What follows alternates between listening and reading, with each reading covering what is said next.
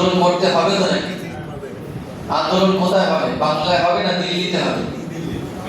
কেন?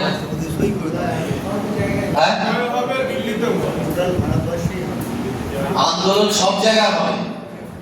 পশ্চিমবাংলায় কারোর বাবার সম্মতি নয় যে সে দখল করে রাখবে আর সে বলবে আমি দিল্লিতে আন্দোলন করতে হবে। কারোর বাবাকারী সম্মতি নয়। আমার বাপের কবর এই বাংলায় আছে, আমার মসজিদ বাংলায়, আমার মাদ্রাসা বাংলায়, আমার খানকা শরীফ বাংলায়, আমার দরগা বাংলায়। আন্দোলন হবে রান্নাঘর থেকে শুরু করে রাষ্ট্রপতি ভবন পর্যন্ত। একমত নাকি? ঠিক তো নাকি? কেউ আমাকে আপনাকে তার রাজনৈতিক স্বার্থে বলে দেবে দিল্লিকে আন্দোলন করো, দিল্লিকে করবো নাকি? বাংলা থেকে শুরু হবে, বাংলা থেকে আন্দোলন শুরু হবে। আমি আমার রান্নাঘর থেকে নিয়ে, আমি আমার মসজিদ থেকে নিয়ে, আমি আমার মাদ্রাসা থেকে নিয়ে, আমি আমার ময়দানে দাঁড়িয়ে, আমি আমার কলকাতার আমিনা ময়দান থেকে নিয়ে, রানী রাসমণি থেকে নিয়ে, ব্রিগেড থেকে নিয়ে আস্তে আস্তে আস্তে আস্তে সেই আন্দোলনটা চলে যাবে পার্লামেন্টে, প্রধানমন্ত্রীর বাসভবনে, রাষ্ট্রপতি ভবনে চলে যাবে আন্দোলন। কৃষকরা যদি তারা রাজ্যে রাজ্যে আন্দোলন করতে পারে, তুমি তোমার বিভিন্ন ইস্যুতে যদি রাজ্যে আন্দোলন করতে পারো, মুসলমানরা আন্দোলন করতে তোমার গায়ে জ্বালা পড়েছে নাকি? হ্যাঁ, এই মেম্বারটা কিসের মেম্বার বলেন তো? এই যে মেম্বারটা রাজনৈতিক মেম্বার নাকি, না কারণ লক্ষ্য করে বলার মেম্বার? কার লক্ষ্য করে কথা হবে? আল্লাহর লক্ষ্য করে কথা হবে, কোরআন হাদিস লক্ষ্য করে কথা হবে। সেজন্য যে যত বড়ই রাজনৈতিক নেতা হোক, যে যত বড়ই যে ধরনের মানুষ হোক না কেন, আমার লক্ষ্য থাকবে আল্লাহ আল্লাহ রসুল। আমার সম্পত্তি শেষ হয়ে যাচ্ছে, আমার ধর্ম শেষ হয়ে যাওয়ার জায়গায় এসে পৌঁছেছে, আমি কারোর মুখের দিকে তাকিয়ে ফিরে কথা বলবো না। কি তাই তো নাকি? সে আমার উপরে চটুক, আমার যাই করার চেষ্টা করুক, আমাদের প্রত্যেকটা কম বেশি ইমামদের আলেম ওলামারা আমরা প্রতিজ্ঞাবদ্ধ হয়েছি, আন্দোলন এই ওয়াকফ আইন যতদিন পর্যন্ত বন্ধ বাতিল না হবে, আমরা আমাদের জায়গা থেকে এক চুল পরিমাণ নড়বো না। বলেন ইনশাআল্লাহ। আপনারা আমাদের সঙ্গে আছেন না নাকি? আছেন তো নাকি? অতএব আমার কবরস্থান দখল হয়ে যাবে। কবরস্থানটা কি আপনার দিল্লিতে আছে? আমার মসজিদটা কি দিল্লিতে আছে? আমি যখন ভোট দেই আমার লোকাল এলাকার স্কুলে ভোট দেই, আমার বারাসাত সংসদীয় এলাকায় আমি লোকসভা ভোট দিই, আমি এই দেবঙ্গা বিধানসভা এলাকায় আমি বিধানসভার ভোট দিই, মধ্যমগ্রাম বিধানসভা এলাকায় আমি বিধানসভার ভোট দিই, আমি খামারপাড়া বা কদমগাজী পঞ্চায়েত এলাকায় আমি পঞ্চায়েতের ভোট দিই। আন্দোলনটা কেন আমি দিল্লি গিয়ে করব? ওষুধের দাম বেড়েছে, পেট্রোলের দাম বেড়েছে, তুমি আন্দোলন করছো বাংলায় বসে কেন? ওটাও তো সেন্ট্রাল গভর্নমেন্ট বাড়িয়েছে, তা যাও সেন্ট্রালে দিল্লিতে।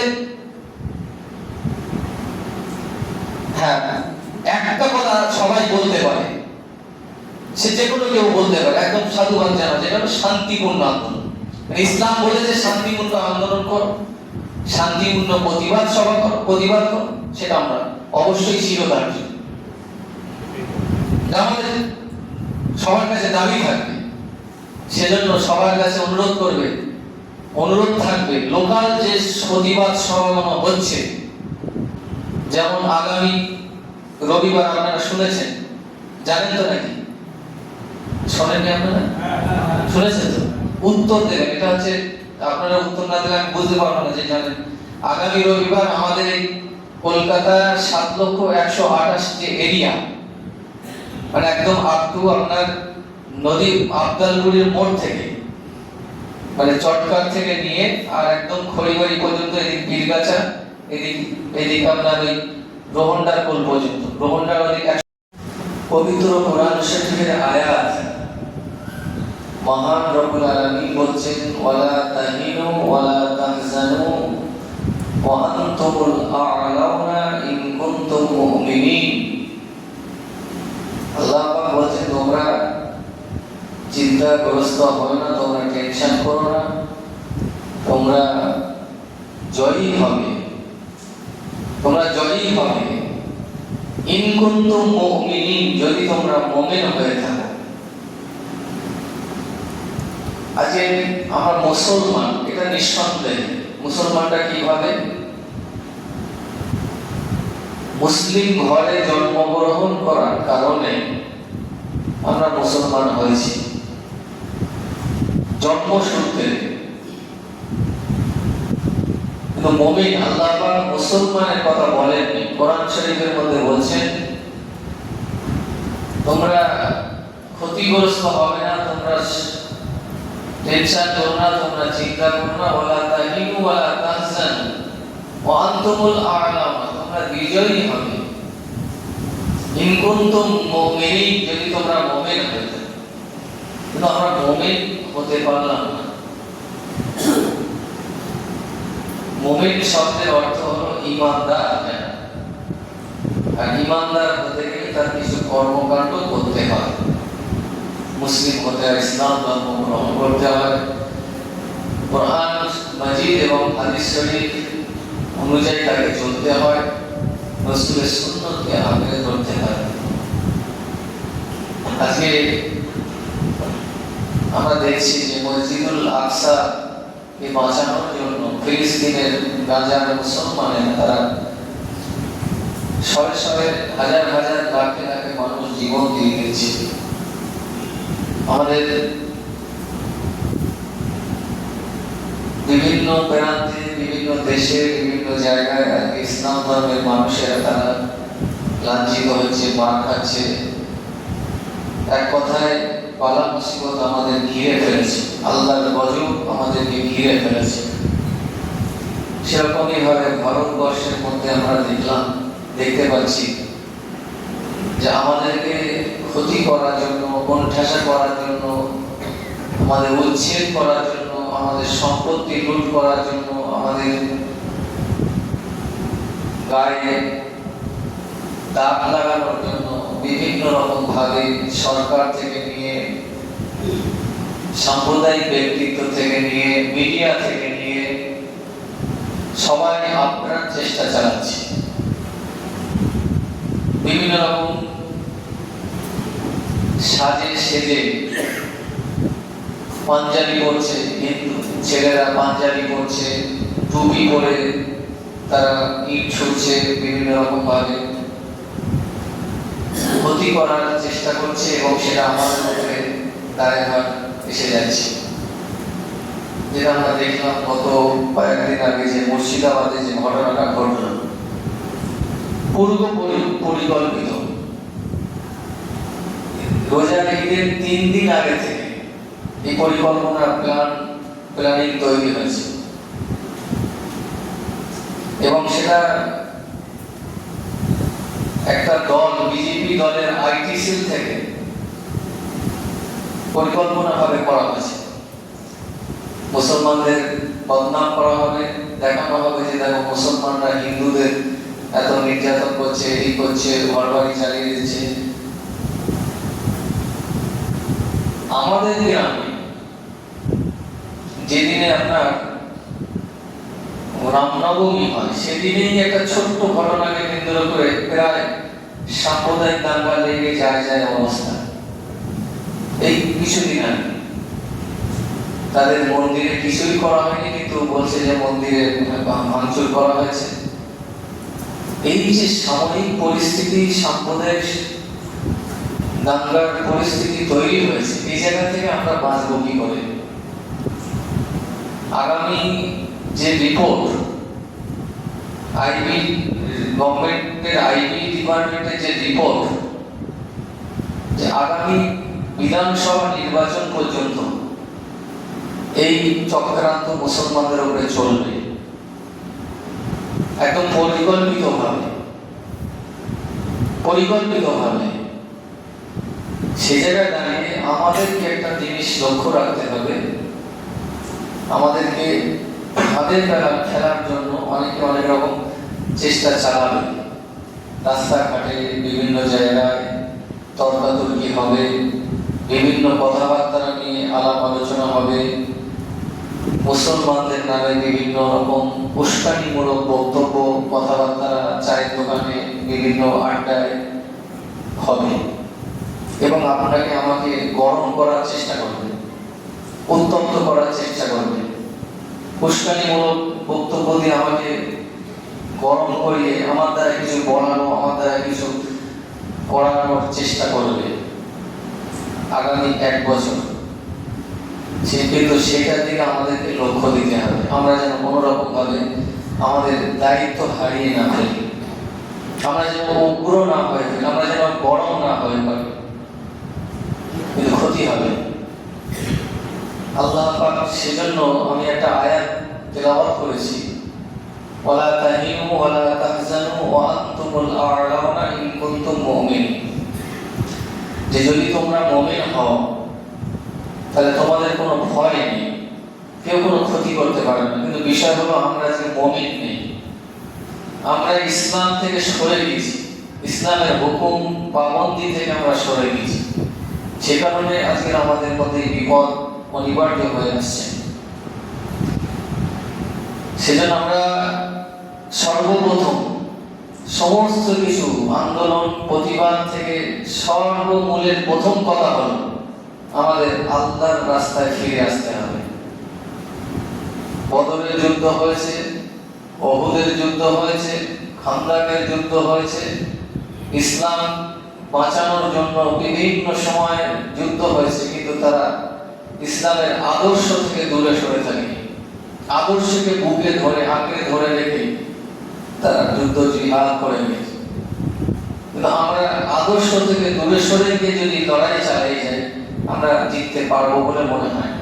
ওই জন্য আল্লাহ পাক শর্ত দিয়েছে, ইন কুনতুম মুমিনিন, তোমরা জিততে পারবে, জয় বিজয়ী তোমরা একদিন হবেই হবে, ইসলামের ঝান্ডা একদিন উঁচু হবেই হবে।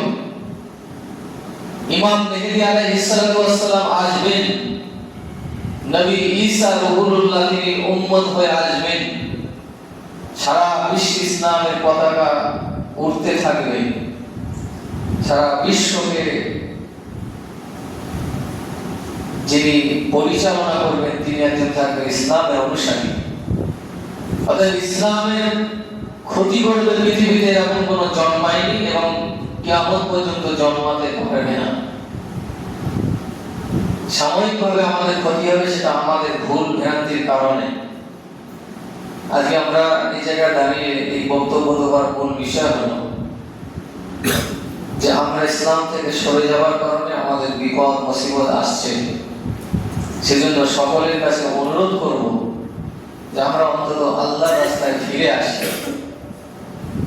আপনারা বিগত 2 দিন আগে দেখেছেন আমাদের প্রত্যেকটা সংগঠন থেকে এখন মূল বিষয় বলে দেওয়া হয়েছে যে আগে আমাদের জনগণকে, আমাদের মুসলিম জনগণকে ভারতবর্ষের এই অস্থিরতার পরিস্থিতির সম্পর্কে, বিশেষ করে আমাদের ওয়াকফ সম্পত্তি সম্পর্কে, ওয়াকফ বোর্ড এবং ওয়াকফ অ্যামেন্ডমেন্ট অ্যাক্ট সম্পর্কে ওয়াকিবহাল করাতে হবে, সবাইকে জানাতে হবে, সবাইকে বোঝাতে হবে। তা বিষয় হলো এই যে ওয়াকফ আইন, এটা তো আমরা অনেকেই জানতে পেরেছি, বুঝতে পারছি যে সরকার, সেন্ট্রাল গভর্নমেন্ট তারা আমাদের সম্পত্তি লুট করবে বলে একটা পরিকল্পনা করছে। বিশাল মানে টার্গেট হলো, দূরদর্শিতার সঙ্গে এই আইনটা পাশ করা হয়েছে। আমরা তো ভাবছি যে আজকে এটা কিছু না, কিন্তু অদূর ভবিষ্যতে গিয়ে আমাদের অনেকটা মারাত্মক ক্ষতি হবে, যেটা আমরা অনেকে দেখতে পাবো বা হয়তো নাও পেতে পারি। কিন্তু 2 দিন আগে, গত বুধবার এবং বৃহস্পতিবার, সুপ্রিম কোর্টের একটা জাজমেন্ট আমরা দেখতে পেয়েছি। খবর রেখেছেন কিছু? সুপ্রিম কোর্ট একটা মানে তাদের প্রস্তাব দিয়েছে, যেটা আমাদের সব থেকে যেটা জোরালো দাবি ছিল আমাদের মানে বিভিন্ন সংগঠনে, যে ওয়াকফ বোর্ডে কোনো অমুসলিম সদস্য থাকতে পারবে না। এবং যেটা হলো ওয়াকফ বাই ইউজার, মানে আজ থেকে মোগল সাম্রাজ্যের সময় যারা সম্পত্তি ওয়াকফ করে গেছে 200 বছর, 300 বছর, 400 বছর আগে, ইংরেজদের আগে, ইংরেজ আমাদের দেশে আসার আগে, মোহাম্মদ ঘড়ি যখন ওয়াকফ সম্পত্তি আমাদের পূর্বপুরুষরা যা ওয়াকফ করে গিয়েছে, আজকে যে সিএস আরএস রেকর্ড বা এলআর রেকর্ড, জমির দলিল, তখন তো সব কিছু ছিল না। এই যে ম্যাপ, সিএস আরএস যা হলো ইংরেজ আসার পর থেকে, কিন্তু তার আগে এই কোন রকম রেকর্ড কাগজপত্র ছিল না। এই মোটামুটি এতটা অঞ্চল, এতটা এলাকা এই দখলে ভোগ করে এইভাবে চলছে। তখন যে সম্পত্তিগুলো কোনো মসজিদের নামে, মাদ্রাসার নামে বা স্কুলের নামে বা কোনো মাজারের নামে, খানকার নামে আমাদের পূর্বপুরুষরা যে ওয়াকফ করে গেছে, দান করে গেছে, তার তো কোনো কাগজপত্র ছিল না। এই যে আইন ওয়াকফ অ্যামেন্ডমেন্ট অ্যাক্ট 2025,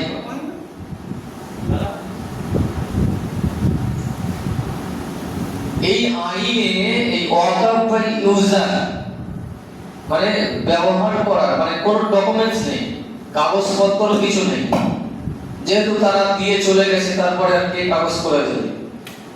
এই ওয়াকফ বাই ইউজার এটা গভর্নমেন্ট তুলে দেবে, মানে আইন থেকে তুলে দিয়েছে।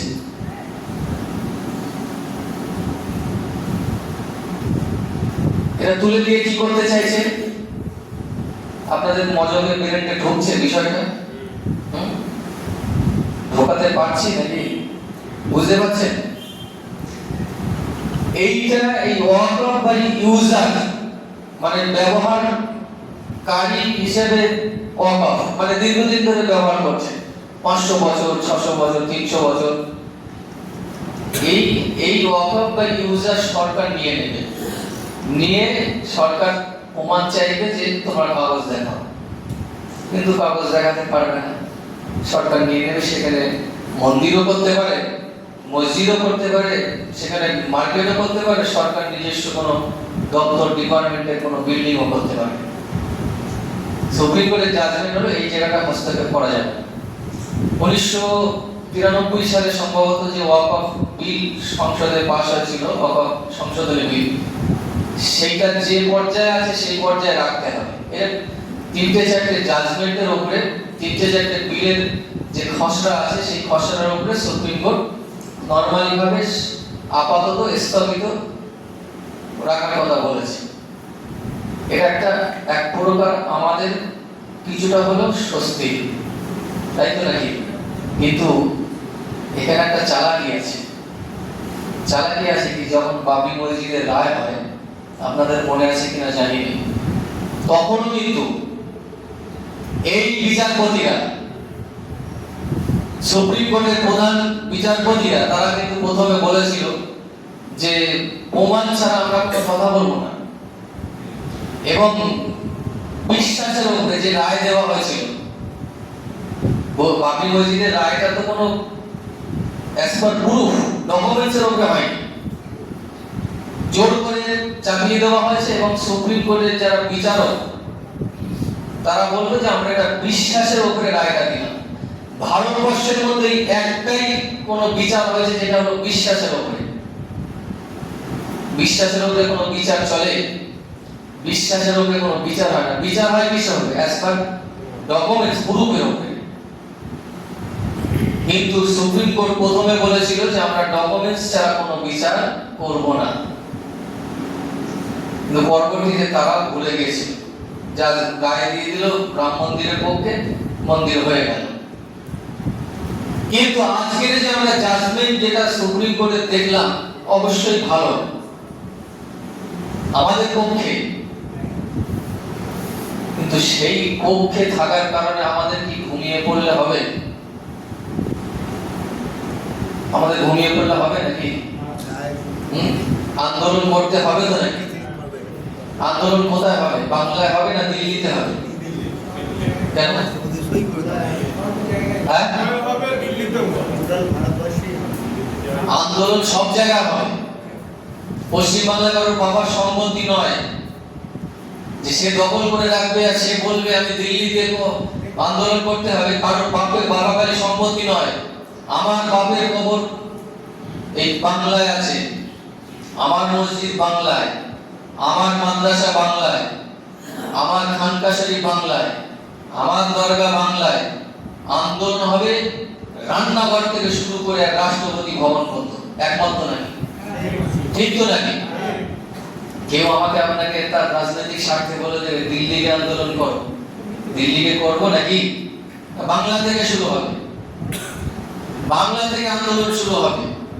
আমি আমার রান্নাঘর থেকে নিয়ে, আমি আমার মসজিদ থেকে নিয়ে, আমি আমার মাদ্রাসা থেকে নিয়ে, আমি আমার ময়দানে দাঁড়িয়ে, আমি আমার কলকাতার আমিনা ময়দান থেকে নিয়ে, রানী রাসমণি থেকে নিয়ে, ব্রিগেড থেকে নিয়ে আস্তে আস্তে আস্তে আস্তে সেই আন্দোলনটা চলে যাবে পার্লামেন্টে, প্রধানমন্ত্রীর বাসভবনে, রাষ্ট্রপতি ভবনে চলে যাবে আন্দোলন। কৃষকরা যদি তারা রাজ্যে রাজ্যে আন্দোলন করতে পারে, তুমি তোমার বিভিন্ন ইস্যুতে যদি রাজ্যে আন্দোলন করতে পারো, মুসলমানরা আন্দোলন করতে তোমার গায়ে জ্বালা পড়েছে নাকি? হ্যাঁ, এই মেম্বারটা কিসের মেম্বার বলেন তো? এই যে মেম্বারটা রাজনৈতিক মেম্বার নাকি, না কারণ লক্ষ্য করে বলার মেম্বার? কার লক্ষ্য করে কথা হবে? আল্লাহর লক্ষ্য করে কথা হবে, কোরআন হাদিস লক্ষ্য করে কথা হবে। সেজন্য যে যত বড়ই রাজনৈতিক নেতা হোক, যে যত বড়ই যে ধরনের মানুষ হোক না কেন, আমার লক্ষ্য থাকবে আল্লাহ আল্লাহ রসুল। আমার সম্পত্তি শেষ হয়ে যাচ্ছে, আমার ধর্ম শেষ হয়ে যাওয়ার জায়গায় এসে পৌঁছেছে, আমি কারোর মুখের দিকে তাকিয়ে ফিরে কথা বলবো না। কি তাই তো নাকি? সে আমার উপরে চটুক, আমার যাই করার চেষ্টা করুক, আমাদের প্রত্যেকটা কম বেশি ইমামদের আলেম ওলামারা আমরা প্রতিজ্ঞাবদ্ধ হয়েছি, আন্দোলন এই ওয়াকফ আইন যতদিন পর্যন্ত বন্ধ বাতিল না হবে, আমরা আমাদের জায়গা থেকে এক চুল পরিমাণ নড়ব না। বলেন ইনশাআল্লাহ। আপনারা আমাদের সঙ্গে আছেন না নাকি? আছেন তো নাকি? অতএব আমার কবরস্থান দখল হয়ে যাবে। কবরস্থানটা কি আপনার দিল্লিতে আছে? আমার মসজিদটা কি দিল্লিতে আছে? আমি যখন ভোট দেই আমার লোকাল এলাকার স্কুলে ভোট দেই, আমার বারাসাত সংসদীয় এলাকায় আমি লোকসভা ভোট দিই, আমি এই দেবঙ্গা বিধানসভা এলাকায় আমি বিধানসভার ভোট দিই, মধ্যমগ্রাম বিধানসভা এলাকায় আমি বিধানসভার ভোট দিই, আমি খামারপাড়া বা কদমগাজী পঞ্চায়েত এলাকায় আমি পঞ্চায়েতের ভোট দিই। আন্দোলনটা কেন আমি দিল্লি গিয়ে করব? ওষুধের দাম বেড়েছে, পেট্রোলের দাম বেড়েছে, তুমি আন্দোলন করছো বাংলায় বসে কেন? ওটাও তো সেন্ট্রাল গভর্নমেন্ট বাড়িয়েছে, তা যাও সেন্ট্রালে দিল্লিতে। হ্যাঁ, একটা কথা সবাই বলতে পারে, সে যে কোনো কেউ বলতে পারে, একদম সাধুবাদ জানা, যেটা হলো শান্তিপূর্ণ আন্দোলন। ইসলাম বলেছে শান্তিপূর্ণ আন্দোলন করো, শান্তিপূর্ণ প্রতিবাদ সভা করো, প্রতিবাদ করো, সেটা আমরা অবশ্যই শিরোধার্য। আমাদের সবার কাছে দাবি থাকবে, সেজন্য সবার কাছে অনুরোধ করবে, অনুরোধ থাকবে লোকাল যে প্রতিবাদ সভাগুলো হচ্ছে, যেমন আগামী রবিবার আপনারা শুনেছেন, জানেন তো নাকি? শোনেননি আপনারা? শুনেছেন তো? উত্তর দেবেন, এটা হচ্ছে আপনারা উত্তর না দিলে আমি বুঝতে পারবো না যে জানেন। আগামী রবিবার আমাদের এই কলকাতার 7,128 যে এরিয়া, মানে একদম আপ টু আপনার নদী আবদালপুরের মোড় থেকে, মানে চটকার থেকে নিয়ে আর একদম খড়িবাড়ি পর্যন্ত, এদিক বীরগাছা, এদিক আপনার ওই রোহন্ডার কোল পর্যন্ত, রোহন্ডার ওদিক 135, আবদালপুর 155, আর এইদিকে কদমগাছি 125, এইগুলো বাদ দিয়ে যত 7,128 এরিয়া একদম খড়িবাড়ি পর্যন্ত টোটাল এরিয়া মিলে একটা প্রতিবাদ সভা হবে, যেটা হলো আগামী রবিবার সেনের বেরিয়ে ওই আপনার একদম বাদল রোডের ধারে। আপনারা সবাই ওই দিনে অবশ্যই যাওয়ার চেষ্টা করবেন, থাকবেন তো ইনশাআল্লাহ? আর এটা দায়িত্ব। আর মূল টার্গেট থাকবে আগামী 26শে এপ্রিল। 26শে এপ্রিল ব্রিগেড যে সমাবেশ হবে, প্রত্যেকটা পুরুষ মানুষকে কিন্তু উপস্থিত থাকতে হবে। আজ আমরা যদি দেখাতে পারি যে আমাদের ইউনিটি, আমাদের কমিউনিটি, আমাদের সমাজ, আমাদের জাতি আজকে এক জায়গা আছে, আগামীতে কেউ কিছু করার চেষ্টা করলে সে একবার না 10 বার ভাববে। ভাববে তো নাকি? আমাদের ইউনিটি, আমাদের কমিউনিটি, আমাদের জাতি এক জায়গায় ছিল না বলে বিভিন্ন রকম ভাবে আমাদের নিয়ে খেলাধুলা করেছে, এখনো চেষ্টা করছে ডিভাইড করা। কোন জাতিকে যদি কেউ ধ্বংস করতে চায়, আগে সেই জাতির মধ্যে ডিভাইড করে দিলে সেই জাতি নিজেরা মারপিট করে মারদাঙ্গা করে আগে শেষ হবে। সেজন্য তাদের টার্গেট হলো এদের মধ্যে ডিভাইড করা। সেই ডিভাইড আমাদের করতে দিলে হবে না। আগামী রবিবার এই সম্মেলনে আপনারা সবাই 2টো থেকে শুরু হবে, একদম পীরজাদা মেহরাব সিদ্দিকী সাহেব এবং জুনায়েদ সিদ্দিকী সাহেব এবং মিজানুর রহমান সাহেব, মুফতি আব্দুল মাহদিক সাহেব, আরো অন্যান্য ব্যক্তিরা, মানে ভালো ভালো বক্তারা তারা উপস্থিত থাকবে। আপনারা সকলের কাছে অনুরোধ করব, ময়দান যেন টলটল করে ভরপুর থাকে। এটা আমাদের ইমানি দায়িত্ব, আমাদের সম্পত্তি রক্ষা করার দায়িত্ব। আগামী বুধবার বাঁকড়া মাঠে, খেলার মাঠে একটা প্রতিবাদ সভা বিকাল 4টে থেকে আপনার মাগরিবের পরও কিছুক্ষণ হবে, আপনারা যাওয়ার চেষ্টা করবেন। আগামী 22শে এপ্রিল কৃষ্ণবাড়ি যে খেলার মাঠ, তরুণ সংঘের খেলার মাঠ, 22শে এপ্রিল মঙ্গলবার বিকাল 3টে থেকে প্রয়োজনীয় সময় পর্যন্ত সমাবেশ হবে। সকলেই যাওয়ার চেষ্টা করবেন। এরকম ভাবে আমরা 26শে এপ্রিল পর্যন্ত অল ইন্ডিয়া মুসলিম পার্সোনাল ল বোর্ডে আজ ভারতবর্ষ জুড়ে প্রত্যেকটা সংগঠন, সে গণসংগঠন হোক, সংখ্যালঘু সংগঠন হোক, ইমাম সংগঠন হোক বা অন্যান্য সংগঠন, সবাই একটাই আমরা সংগঠন ফলো করছি, সেটা হলো অল ইন্ডিয়া মুসলিম পার্সোনাল ল বোর্ড। মুসলিম পার্সোনাল ল বোর্ডের ডাকে আগামী কাল তারপরে শনিবার 26শে এপ্রিল ব্রিগেড সমাবেশ হবে। এই সমাবেশে আমাদের গ্রাম থেকেও যেন কমপক্ষে 2-1টা গাড়ি যায়, এটা আমাদের সবার চেষ্টা করতে হবে। আর্থিকভাবে হোক, উপস্থিতি থেকে হোক বা সর্বাঙ্গীনভাবে সহযোগিতা করে। কয়েকজন দায়িত্ব নিয়েছি, ইনশাআল্লাহ আমরা সবাই দায়িত্ব নিয়ে অবশ্যই যাওয়ার চেষ্টা করব। ঘরে বসে থাকলে আর হবে না। আমি বলছি না যে হুড়দাঙ্গা করতে হবে, আমরা শান্তিপূর্ণভাবে আমাদের দাবি আদায় করব, কিন্তু তাই তো নাকি? এজন্য সবাই এই দিকটা খেয়াল রাখবেন। এটা হলো যে আমাদের অস্তিত্ব টিকিয়ে রাখার একটা সময় এসেছে। আগামীতে এরপরে সেন্ট্রাল গভর্নমেন্টের টার্গেট হলো সিভিল ইউনিফর্ম বিল আনা। সিভিল ইউনিফর্ম মানে টোটাল ভারতবর্ষের মধ্যে সব একটাই আইন চলবে। কিন্তু আমরা যদি রুখে দাঁড়াতে পারি, আমরা যদি প্রতিবাদ রাজপথ থেকে নিয়ে, গ্রাম থেকে নিয়ে, গঞ্জ থেকে নিয়ে, ব্রিগেড থেকে নিয়ে যদি রাষ্ট্রপতি ভবন, সংসদ ভবন, পার্লামেন্ট ভবন পদ্ধতিতে আমাদের প্রতিবাদকে আমরা যদি আন্দোলনকে জোরদার করতে পারি, তারা একবার না হলো 10 বারে বিল আনার জন্য তারা ভাববে। সেজন্য আজ এমন একটা সময় এসে গেছে, আমাদেরকে শুধুমাত্র এই সাময়িক পরিস্থিতি, বর্তমান পরিস্থিতির উপরে চিন্তা ভাবনা করে চলতে হবে। একদল আছে আগামী 1 বছর, কমপক্ষে 1 বছর তারা আমাদের রাজ্যে তারা বিভিন্ন রকম ইস্যু নিয়ে দাঙ্গা লাগানোর চেষ্টা করবে। রাস্তাঘাটে, দোকানঘাটে, যেখানে যদি কোনো রকম দেখছেন যে উত্তেজনামূলক পরিবেশ তৈরি হচ্ছে, আপনি সেখানে কোনো রকম কথা না বলে সংযত থেকে আপনি সে জায়গা থেকে চলে আসার চেষ্টা করবেন। কোনো রকম ফাঁদে পা দেওয়ার চেষ্টা করবেন না। বিভিন্ন দল তারা চেষ্টা করছে দাঙ্গা লাগিয়ে এই আন্দোলনকে স্থগিত করা এবং 26-এর বিধানসভায় তারা তাদের ফয়দা তোলা, শাসক হোক আর বিরোধী হোক, সবাই কিন্তু ফয়দা তোলার জন্য বসে আছে। কাদেরকে হাতিয়ার করে? আমার আপনার মতন সাধারণ মুসলমানদেরকে হাতিয়ার করে। সবার টার্গেট সবার টার্গেট হলো মুসলমান। কেউ বলবে ওদেরকে মার, আর কেউ বলবে তোরা সাবধানে থাক। সবাই আমাদেরকে নিয়ে ফুটবলের মতন ব্যবহার করার চেষ্টা করবে। আগামী 26 বিধানসভা সবসময় তো করছে, কিন্তু 26 বিধানসভার আগ পর্যন্ত সবাই চেষ্টা করবে। আমাদের কিন্তু ফাঁদে পা দিলে হবে না। বুঝাতে পেরেছি? ইনশাআল্লাহ আমরা সবাই চেষ্টা করব, যতটুকু বললাম ইনশাআল্লাহ মাথায় রেখে আমরা সবাই চলার চেষ্টা করব। আল্লাহ পাক আমাদের কামিয়াবি নসিব করেন। সকলে বলি আমিন। সুন্নত নামাজ পড়ি।